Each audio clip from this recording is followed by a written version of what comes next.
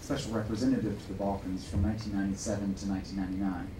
He's also served again to open accession negotiations. Montenegro's progress is not by happenstance. A role to play in helping the nations of Southeast Europe to commit free and at peace. Mr. Prime Minister, you can be proud of the fact that you were leading Montenegro. Last year or so, I think we've built a good track record. I'm quite.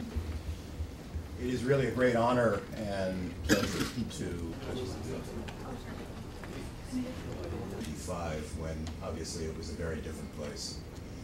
I first became involved in Montenegro. Extremely interested in what he has to say. Thank you. He is proactive in strengthening positive interdependence and establishing new regional cooperation. Some of the polling data, and I think it's in the 40% or so around support for membership within the alliance, which is actually... Interestingly enough, President of the World Bank was interested to learn more about Montenegro history at yesterday's meetings. That's why it could help us catch up in some 2 decades to meet. In response to the need to introduce reforms in the rule of law, as I said, there is wide scope of activities. One is related to the Venice Commission. In this case, our ambassador is not helping us. He is helping Ukraine, Egypt, and other countries. As I really believe that Montenegro is NATO's next newest member, and I actually... There is an adequate, I believe, legislative infrastructure for everything we need. We have improved our cooperation with BEA, with SOCA, and other agencies. Coming from Montenegro Foreign Ministry. And it was in dramatically different context. It was in the eve of the NATO campaign over Yugoslavia, which Montenegro was part of at that point. It was also about Kosovo. 12 years ago, 12 years afterwards, I think we're talking about different Montenegro. And I'd like to thank you personally, I'd like all of our friends in the United States that have helped Montenegro get into the position to be here today at the doorstep of the European Union, at the doorstep of the NATO. Because that's what really is the ultimate goal of our country. And everything we're doing actually for the purpose of making Montenegro part of the Western world, a country that will share fully Western values. That's why it is incredibly important, the news that have come from Brussels. And it's indeed quite a nice coincidence that I'm actually in a position to talk to you today in Washington about our achievements in Europe, because I believe it is Euro-Atlantic axis which actually presents the essence of the Montenegrin foreign politics and foreign priorities. Therefore, I'd like to draw your attention to what we've been doing in the past year or so to deserve the accession talks recommendation by the European Commission. I think it is important for another reason. I think it is important to tell about that in more details because it's clearly compatible with another foreign priority. It is actually completing Europe. It is actually our goal to be part of the NATO, as I believe countries in our region, in Western Balkans, should share that goal. It is not quite so at the moment.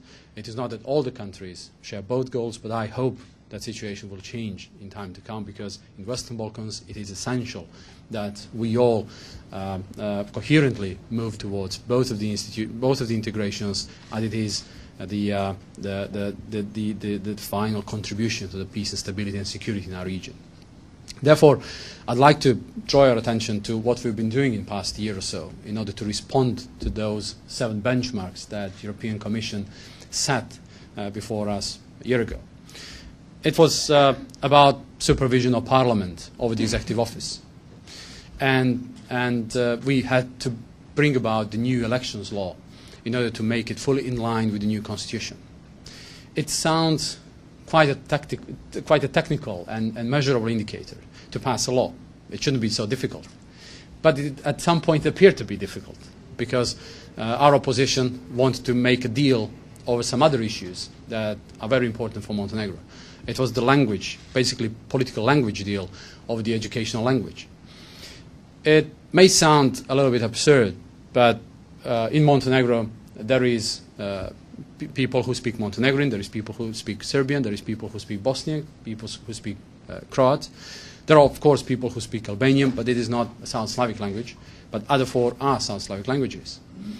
And it's basically the same language, but there is fundamental human right that you have to respond to. And there was a certain need to discuss over that issue, which is very important.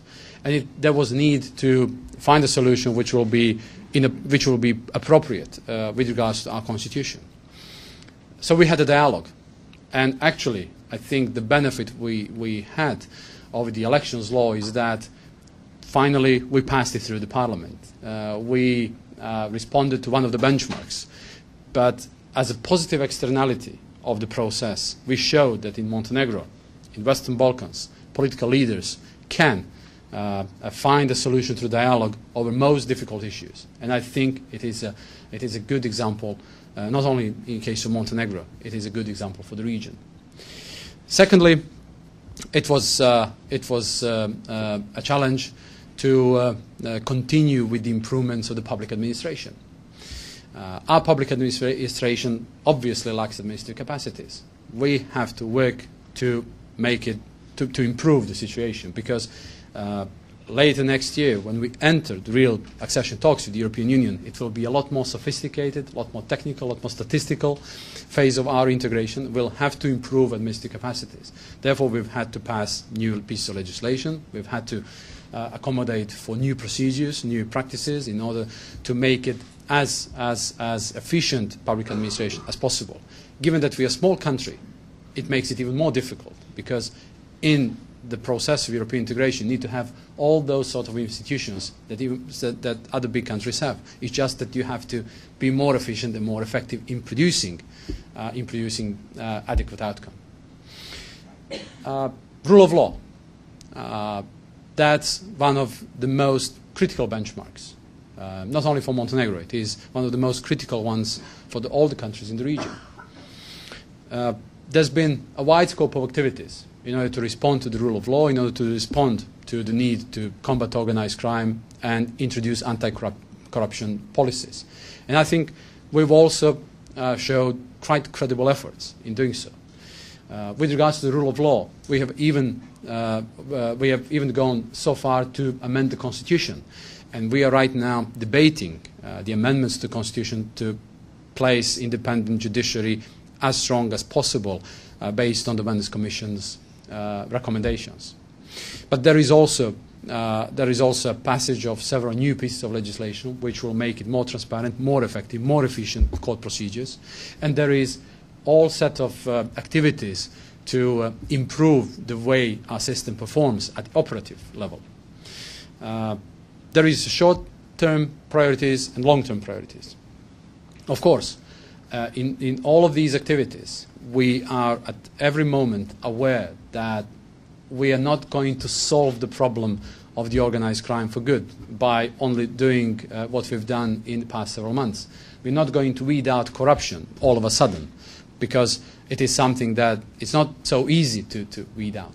And in all other benchmarks, more or less the same. It's just that what we've tried to do is to show credible efforts that our institutions could tackle all of those problems. And that's why we have managed to convince the European Commission to acknowledge that and ask European Council to approve the recommendation to open accession talks. I'm thankful to the American administration because American administration, through various programs, has been helping Montenegro building administrative capacities in all these aspects. I'm thankful for the cooperation we've had in battling organized crime, because it is through regional and international cooperation that we were able to exchange important information in order to cut certain attempted illicit trade, to assail certain criminal groups, and also to bring them to justice. So therefore, those activities will continue, because that's the only way it can be. We have reached out to the civil sector. We have reached out to NGOs. We have managed to create an atmosphere of cooperation.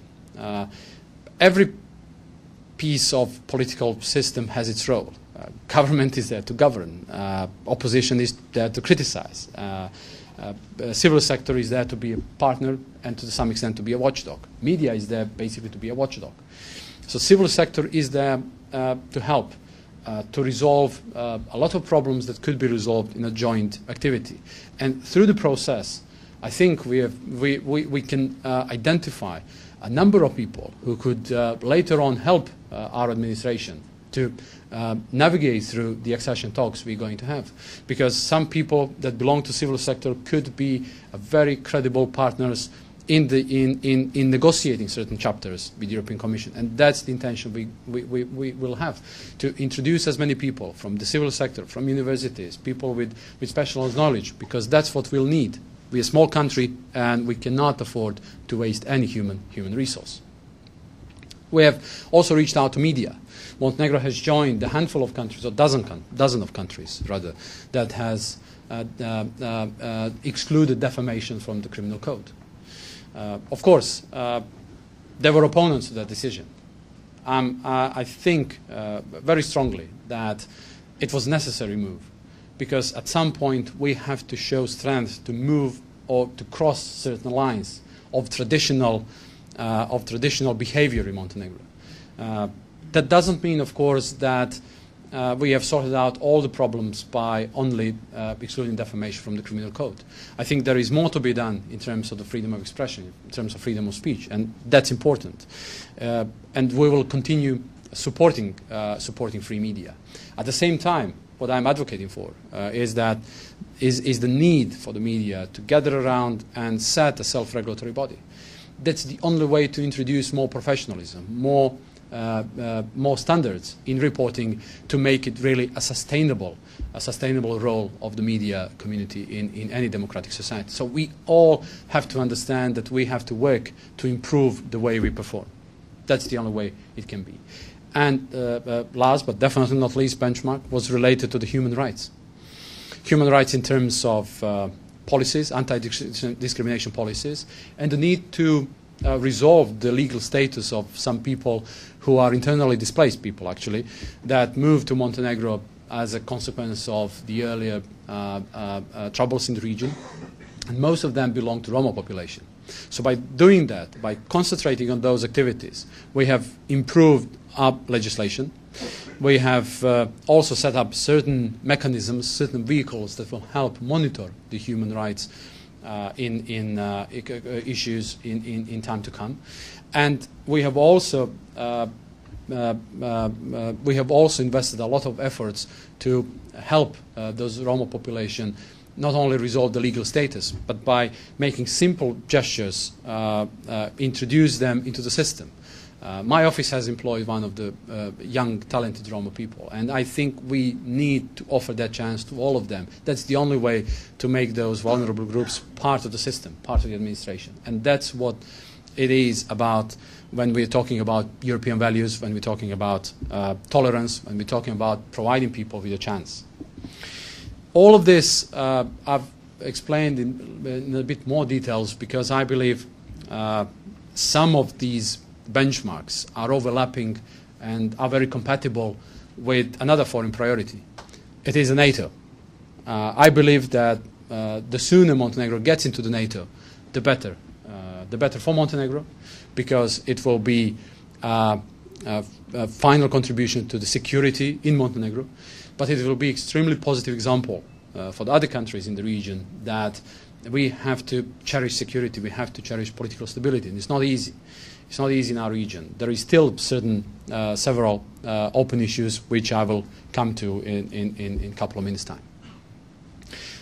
So we'll be focusing on all the necessary reforms we have to undertake in order to reform the defense, in order to reform the army, in order to introduce standards which will make our army compatible with NATO. That's of course that goes without saying. But additionally, we will further commit to peacekeeping missions. We are already part of the ISAF mission in Afghanistan. It is sometimes difficult to explain to our people why it is important for Montenegrin soldiers to be there in Afghanistan. And it is not only because it is a clear signal that Montenegro is ready to assume all the responsibilities as part of the NATO.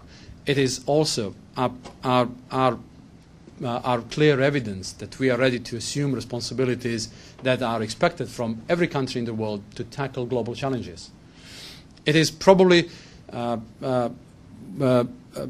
it is probably difficult to explain all of that, but that's exactly what we're trying to do. And very recently, we passed a new decision to expand our participation in Afghanistan by creating additional room for the people who will be in charge of training, instructing Afghan police and Afghan army to help the security transition move as fast as possible.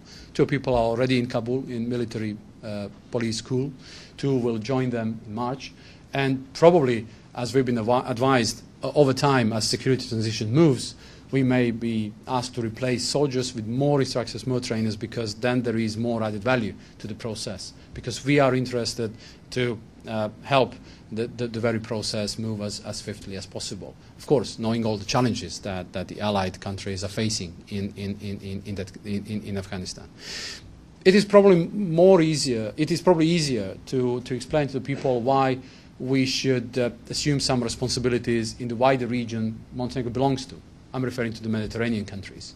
We are already taking part in certain peacekeeping missions, such as peacekeeping mission in Cyprus. In broader terms, we're already taking part in Liberia peacekeeping mission. And one thing I also said is that we are ready to take part, if needed, into the democratic changes in Libya, to help democratic changes in Libya. We were referring to Montenegro as Benghazi 12 years ago. And since then, we've been investing a lot of efforts to democratize our society. So it is not only the army that could, or the officers that could help security transition in Libya to make it more standardized, to make it more modern. It is also people who belong to the civil sector that could be partner to establishing some of the democratic institutions of the new political system that should arise in Libya in time to come.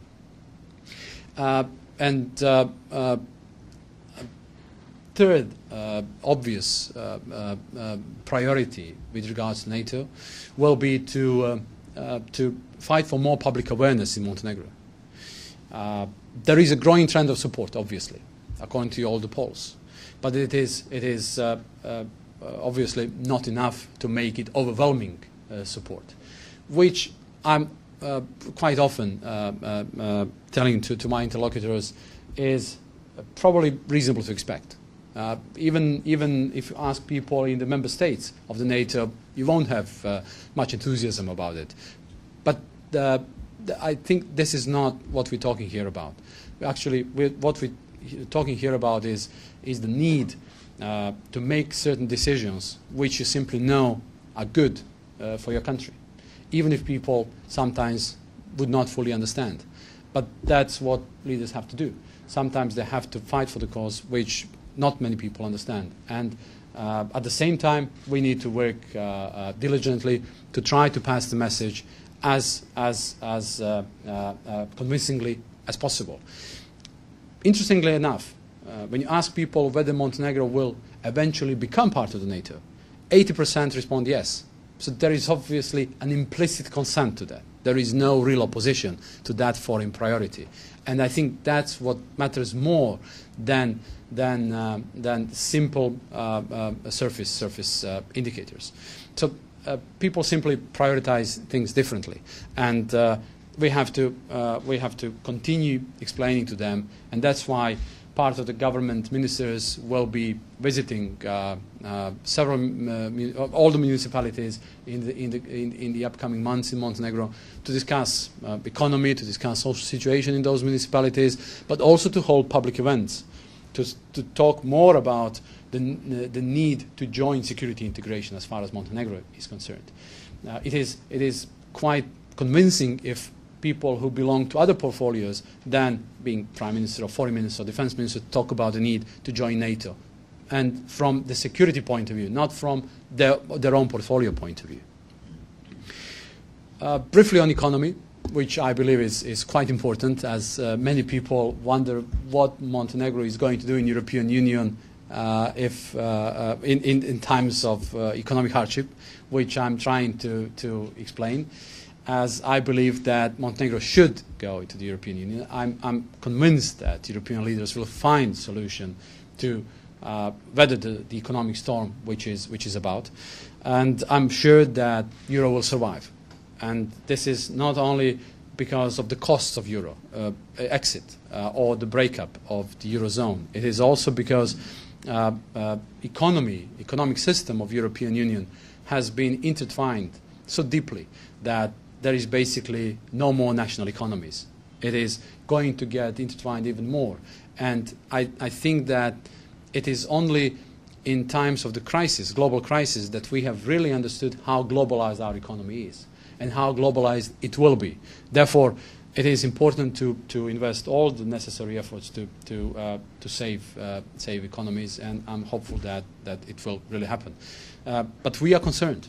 We need to be concerned because some ineffectiveness in decision making, and the fact that Slovakia, for example, yesterday rejected the bailout plan to expand the adequate facility, is definitely going to increase concerns. Therefore, certain decisions have to be made very soon. But in the meantime, what we can do as a small country that is pretty much interested for the stability in the capital markets is to conduct economic policy which will deserve credits. I yesterday had meetings with the president of the World Bank. I had a meeting with the managing director of the IMF, Ms. Lagarde, and I explained basics of the economic policy of Montenegro, which is focused on 3 pillars. First pillar is fiscal and financial stability. Next year's budget deficit should be about 1.5%. And we should be able to contain public debt at about 43–44% of GDP. That sounds quite good. But the problem is that we are all walking knife edge.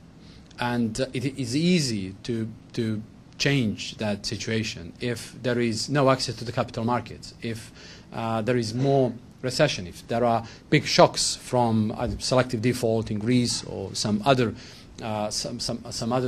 ineffectiveness, sort of ineffectiveness in making decisions, then it may be a lot harder for the countries. Therefore, in order to make it a sustainable approach, we've been discussing possibilities to sort of ensure Montenegrin public finances by providing World Bank's guarantees to enable us collect more money in the markets if needed. And also we'll be discussing possibilities of cooperation with the IMF that help small countries have access to capital markets at some decent cost. But this is also short term, and I think one of the reasons why the crisis has prolonged is because many people have only talked about the short term. It is also about long term. It is about structural changes. It is about business climate. The only way to support entrepreneurs is by cutting red tape. Coincidentally, it also helps cut possibilities to corrupt administrations. So there is positive externality in attempt to improve entrepreneurship. But that's exactly what we're doing. We are relying upon structural agenda, which is sometimes very difficult for people to understand. And this is also one of the decisions you have to make, though most of the people would not accept. I've been watching TV these days when I'm in my hotel room, and normally CNN. And a lot of advertisements is about people protesting to see their benefits being reduced in terms of Medicare, Medicaid, and so on. So it is something that you find very difficult to explain to the people. But we have to. And there are 2 policies. One is pension policy. The social agenda is related to labor reforms. We need to find a more proper balance between flexibility and security. And it is also quite hard to explain to the people why we need more flexibility to the labor market, why we need more flexibility to hire people, but also to fire people, as it is the only way to not to suffocate small and medium-sized companies, or one of the ways not to suffocate them. So there is the need to be more flexible in the markets, and I hope that rather sooner than later, new a new labour law and amendments to the labour law will be passed by the Parliament. That's simply inevitable. And the third pillar of the economic policy, as I said, is related to business climate. We simply took doing business report of the World Bank. We tracked those indicators where we do not stand very well, and we produced an action plan and followed. I hope that already this year there will be some progress, but I'm sure that next year actually, as most of the piece of legislation will become effective and implemented, will show real progress. On the region, I'd like to say a couple of things before I conclude my speech. I think that we have a great chance that the whole region will have positive balance in the end. In the beginning of the year, many people were skeptical about the positive balance from the European point of view in our region. Most of the people were not convinced that Croatia could conclude accession talks this year, or if could, then only late this year. Many people were skeptical that Montenegro could navigate through those 7 benchmarks. Everybody was quite desperate about hopelessness of Serbia's non-cooperation with ICTY. And there was growing instability in some of the countries, political instability, because there is no government still in Bosnia and Herzegovina, unfortunately. And there was growing instability in Macedonia. But I think we have a great chance to turn this year into a positive balance year in terms of the European aspirations of the region. The fact that Croatia has been invited in, the fact that Montenegro has been proposed accession talks be open, the fact that Serbia is getting candidate status country, or European Commission is proposing so, the fact that there is now more stability in Macedonia, the fact that there are signals that central government in Bosnia and Herzegovina will be set up hopefully soon, but at least entities have been conducting effective policies. And the hope to resume technical talks between Pristina and Belgrade, hopefully this week, will definitely be a good signal. Because we've seen changing tides this year. First half of the year looked promising, then we had deterioration because of the relationship between Belgrade and Pristina. And now again, after the European Commission's report, it looks more bright. So I think we need to grab the chance. And I think that all sorts of decisions should not be postponed, should not be delayed. And I hope that European Council will, as soon as possible, make a decision to approve European Commission's recommendations, because it will be a strong impulse for the security in the region, strong impulse for the political stability in the region, and it is going to set ground for economic prosperity in time to come. I'd like to thank you very much for your attention, and I hope I'll have some possibility to respond to questions if there is any. Thank you very much.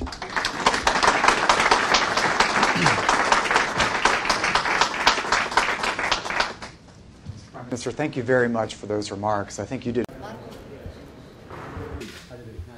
Hi, welcome. We haven't met actually when you were in Montenegro. Yes. Well, your country took good care of us when we were there. Yes. Yes. Hi, how are you? Sure. Ambassador, how are you? Oh my, going back home? Yeah. Have to be back till tomorrow because today we are all quite encouraged for the next session talks next year. Oh, wonderful! Congratulations. Thank you. That's great news. We can help you with. I think the tools. OSCE can also help you with that. But the administration is already helping because we have to train them and make them experienced in dealing with those. Thank the leadership of Montenegro for what you've been able to accomplish. I was in Montenegro not too long ago, and I saw firsthand the progress that's been made in the country. In the region, I think Montenegro has really been a leader. It has developed the type of working relations with its neighbors, which I find to be very constructive and very helpful for stability in the region. Its economic progress has been on a path that will, I think, benefit not only the people of Montenegro, but of the region. The ties with the United States have only gotten stronger, and we think they can even be made, we can even develop closer relationships between Montenegro and the United States.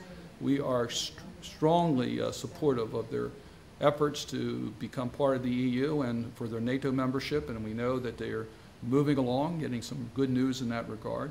and they will have our encouragement and support as they go through this process. We think Montenegro is playing a very constructive role, and we look forward to the continuation of that. And I just want to thank you for coming by and visiting. Thank you.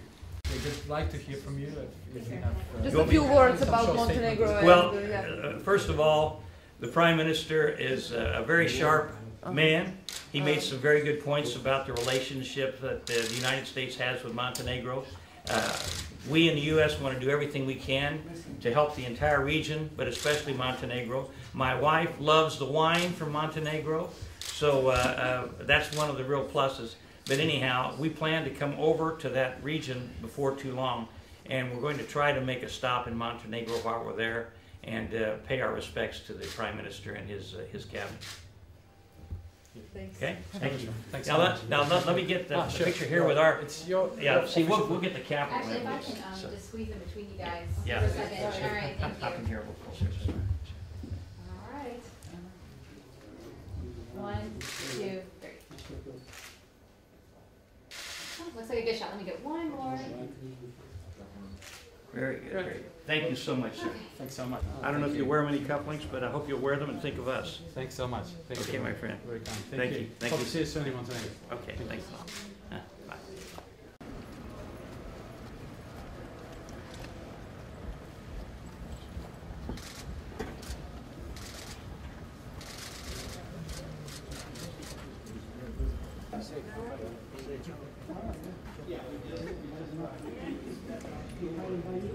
Stand up or sit down and be talking to each other? Stand up, okay, all right. Shall we shake hands? Sure, absolutely. All right. Shall we remain here or... Well, I think because there were so many of us, we thought it would be easier to go back to the conference room. Would be one for short statement. Okay. I'm very pleased to welcome the Prime Minister from Montenegro. I chair the subcommittee on foreign relations for the Senate, and so we're very interested in what's happening with the entire Balkan region, and particularly looking forward to Montenegro's accession into the EU and into NATO. Hopefully that's good for you. Sure, absolutely, absolutely. Thank you. Thank you.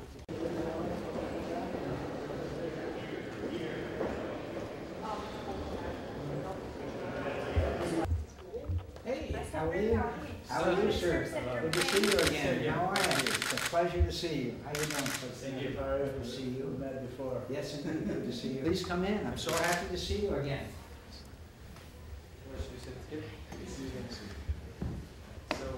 The nice is, and I'm also. Well, I was very pleased to have the opportunity of seeing the Prime Minister again. I'm a great admirer of him and his country and the progress that's been made, both in progress towards EU membership, and we discussed the issue of NATO membership, which we here in the Congress that know Montenegro are very much in favor of. We think it could be a very valuable partner in NATO, and so it's a pleasure to be back again. And of course, I use that as an excuse to force the Prime Minister to invite me back to Montenegro, which I think is one of the most beautiful countries in the world. And